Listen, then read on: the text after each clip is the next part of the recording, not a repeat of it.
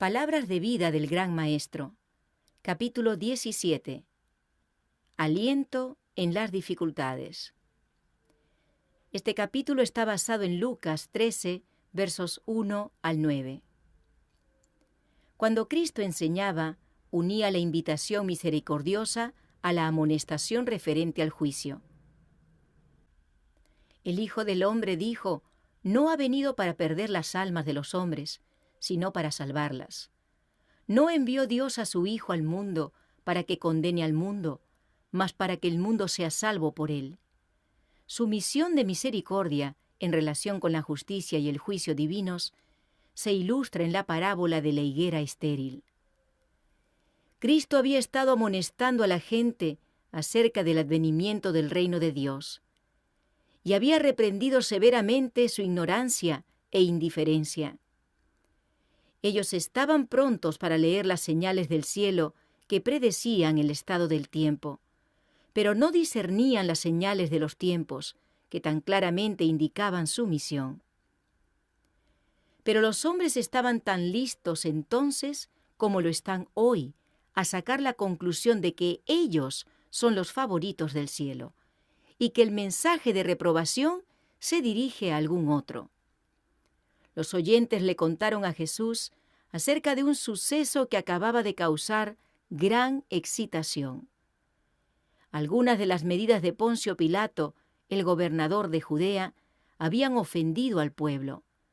Había habido un tumulto popular en Jerusalén, y Pilato había tratado de reprimirlo por la violencia.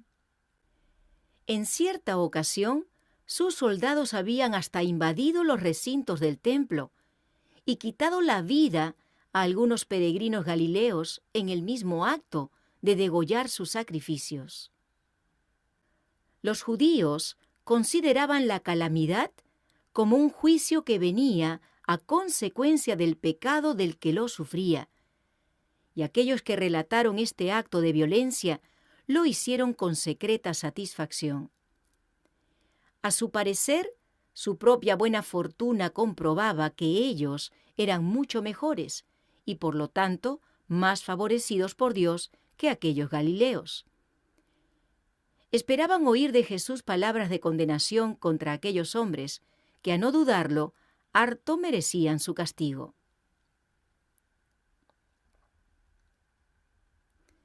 Los discípulos de Cristo no se aventuraron a expresar sus ideas hasta que hubieron oído la opinión de su Maestro. Él les había dado lecciones definidas con respecto a juzgar los caracteres de otros hombres y medir la retribución de acuerdo con su juicio finito. Sin embargo, esperaban que Cristo denunciase a esos hombres como más pecadores que los demás. Grande fue su sorpresa al oír la respuesta del Señor. Volviéndose a la multitud, el Salvador dijo: ¿pensáis que estos Galileos, porque han padecido tales cosas, hayan sido más pecadores que todos los Galileos? No os digo. Antes, si no os arrepintiereis, todos pereceréis igualmente. Estas espantosas calamidades tenían por objeto inducirlos a humillar sus corazones y a arrepentirse de sus pecados. La tormenta de la venganza se preparaba y estaba a punto de estallar sobre todos los que no habían encontrado un refugio en Cristo. Mientras Jesús hablaba con sus discípulos y con la multitud, miró hacia lo futuro con mirada profética y vio a Jerusalén cercada de ejércitos. Oyó la marcha de los extranjeros que avanzaban contra la ciudad escogida y vio los millares y más millares que perecían en el sitio. Muchos de los judíos fueron a semejanza de aquellos galileos muertos en los atrios del templo en el mismo acto de ofrecer sus sacrificios. Las calamidades que habían caído sobre los individuos eran amonestaciones de Dios dirigidas a una nación igualmente culpable. Si no os arrepintiereis, dijo Jesús, todos pereceréis igualmente. Por un corto tiempo, El día de gracia se prolongaba para ellos. Todavía era tiempo de conocer las cosas que atañían a su paz. Tenía uno una higuera plantada en su viña, continuó Jesús, y vino a buscar fruto en ella y no lo halló. Y dijo al viñero: He aquí 3 años ha que vengo a buscar fruto en esta higuera, y no lo hallo. Córtala, ¿por qué ocupará aún la tierra?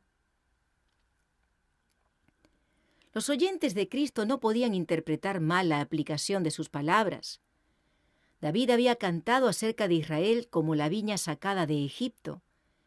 Isaías había escrito: La viña de Jehová de los ejércitos es la casa de Israel, y los hombres de Judá planta suya deleitosa. La generación a la cual el Salvador había venido estaba representada por la higuera plantada en la viña del Señor, que se hallaba dentro del círculo de su cuidado y bendición especiales. El propósito de Dios hacia su pueblo y las gloriosas posibilidades que se abrían ante ellos habían sido presentados en las hermosas palabras siguientes: serán llamados árboles de justicia, plantío de Jehová para gloria suya. El moribundo Jacob, bajo el espíritu de la inspiración, había dicho acerca de su más amado hijo: ramo fructífero José, ramo fructífero junto a fuente, cuyos vástagos se extienden sobre el muro. Y dijo: el Dios de tu padre te ayudará, el Todopoderoso te bendecirá con bendiciones de los cielos de arriba, con bendiciones del abismo que está abajo. Así Dios había plantado a Israel como una hermosa viña junto a las fuentes de la vida. Había colocado a su viña en un recuesto, lugar fértil. Habíala cercado y despedregádola, y plantádola de vides escogidas. Esperaba que llevase uvas, y llevó uvas silvestres. La gente que vivía en los días de Cristo hacía mayor ostentación de piedad que la que hacían los judíos de los primeros tiempos, pero estaba todavía más destituida de las dulces gracias del Espíritu de Dios. Los preciosos frutos del carácter que hicieron tan fragante y hermosa la vida de José no se manifestaron en la nación judía.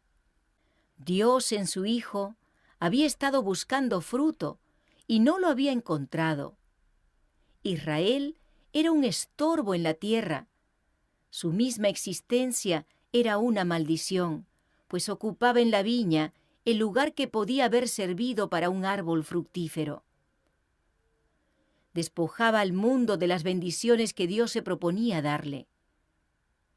Los israelitas habían representado mal a Dios entre las naciones. No eran meramente inútiles, sino un obstáculo decidido. En gran medida su religión descarriaba a la gente y obraba la ruina en vez de la salvación. En la parábola, el viñero no pone objeción a la afirmación de que si el árbol permanecía infructífero, debía ser cortado, pero conoce y comparte los intereses del dueño en cuanto a aquel árbol estéril. Nada podía darle mayor placer que verlo crecer y fructificar. Responde al deseo del dueño diciendo: déjala aún este año, hasta que le escabe y estercole. Y si hiciere fruto, bien. El viñero no rehúsa trabajar por una planta tan poco promisoria. Está listo a prodigarle más cuidado aún. Hará más favorable su ambiente y le prodigará la máxima atención. El dueño y el viñero son uno en su interés por la higuera. Así el Padre y el Hijo eran uno en su amor por el pueblo escogido. Cristo estaba diciendo a sus oyentes que se les concederían mayores oportunidades. Todo medio que el amor de Dios pudiese idear sería puesto en práctica a fin de que aquellos llegasen a ser árboles de justicia, que produjeran fruto para la bendición del mundo. Jesús no habló en la parábola acerca del resultado de la obra del viñero. Su parábola terminó en ese punto. El desenlace dependía de la generación que había oído sus palabras. A los hombres de esa generación se les dio la solemne amonestación: si no, la cortarás después. De ellos dependía el que las palabras irrevocables fuesen pronunciadas. El día de la ira estaba cercano. Con las calamidades que ya habían caído sobre Israel, el dueño de la viña los había amonestado misericordiosamente acerca de la destrucción del árbol infructífero. La amonestación resuena a través del tiempo hasta esta generación. ¿Eres tú, oh corazón descuidado, un árbol infructífero en la viña del Señor? ¿Se dirán respecto a ti antes de mucho las palabras de juicio? ¿Por cuánto tiempo has recibido sus dones? ¿Por cuánto tiempo ha velado y esperado Él una retribución de amor? Plantado en su viña, bajo el cuidado especial del jardinero, ¡qué privilegios son los tuyos! ¡Cuán a menudo ha conmovido tu corazón el tierno mensaje del Evangelio! Has tomado el nombre de Cristo. En lo exterior eres un miembro de la Iglesia, que es su cuerpo, y sin embargo eres consciente de que no tienes ninguna conexión vital con el gran corazón de amor. La corriente de su vida no fluye a través de ti.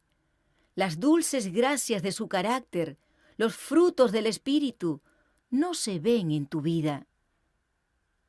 El árbol infructífero recibe la lluvia, la luz del sol y el cuidado del jardinero.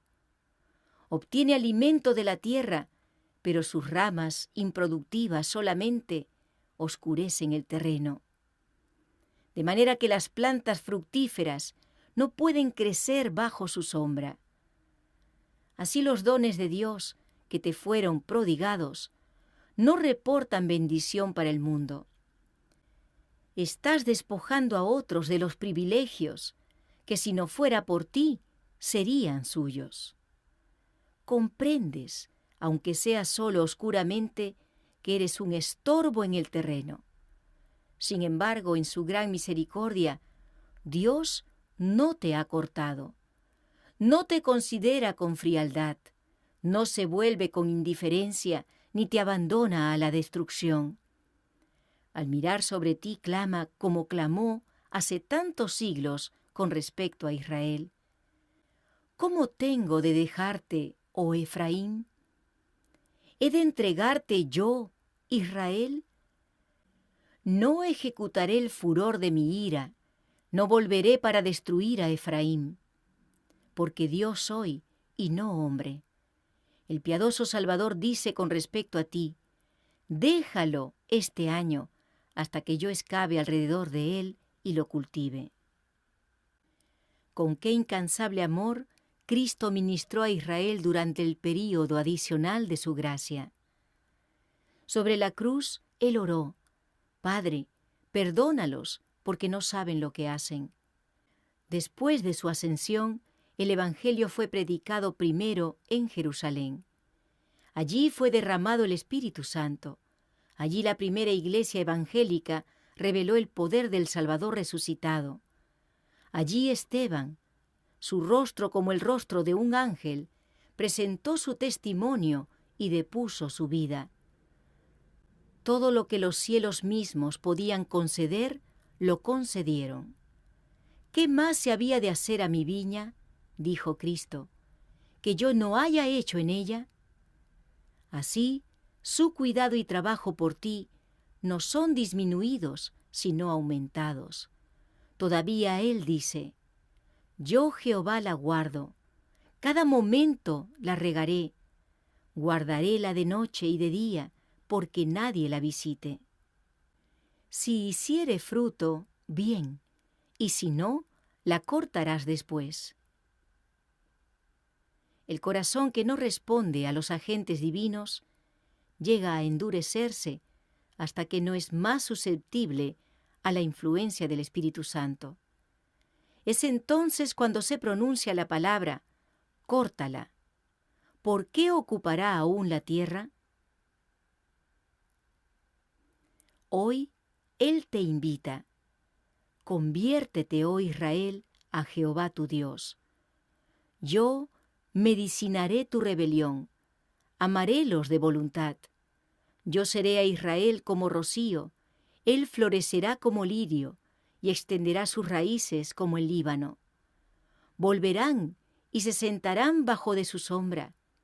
Serán vivificados como trigo y florecerán como la vid. De mí será hallado tu fruto.